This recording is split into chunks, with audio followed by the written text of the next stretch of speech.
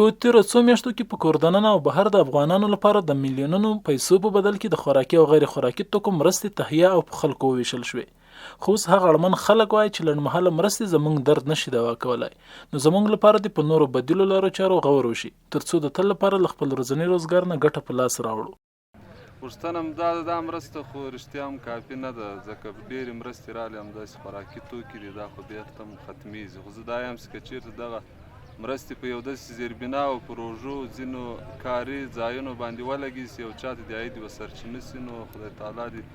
وکړي بیا به دغه خلک انشاءالله یو څه د کار زمینه به ورته برابره شي، له مشکلاتو نه به خلاص شي، او دا مرستې خو چې راځي او دا خلک یې پسې خوري، زه فکر کوم چې دا به د حل لاره نه وي او نه به شي. کار در باندې وکړي، هم به په کار لګیا یم، هم یې معاش معلوم وي، هم یې میانده جوړوي، هم یې مثال د کور ګټه به وي.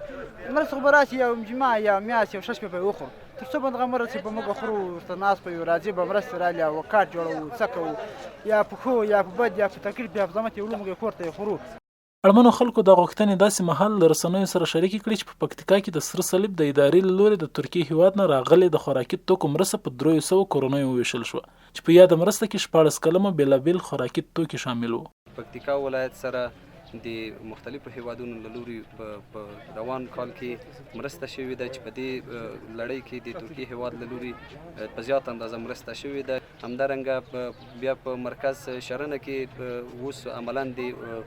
جریان لري چې 300 فامیله چې سروې کلي په کلي باندې شوې ده. د یادونې وړ ده چې تېرونی پکتیکا ولایت د کډوالو او راستنېدونکو چارو وزیر ښاغلي خلیل الرحمن حقانی خلکو ته په خبرو کې ویل چې راتلونکي کې به تاسو د مرستو په ځای د کار او معیشت زمینه برابرېږي.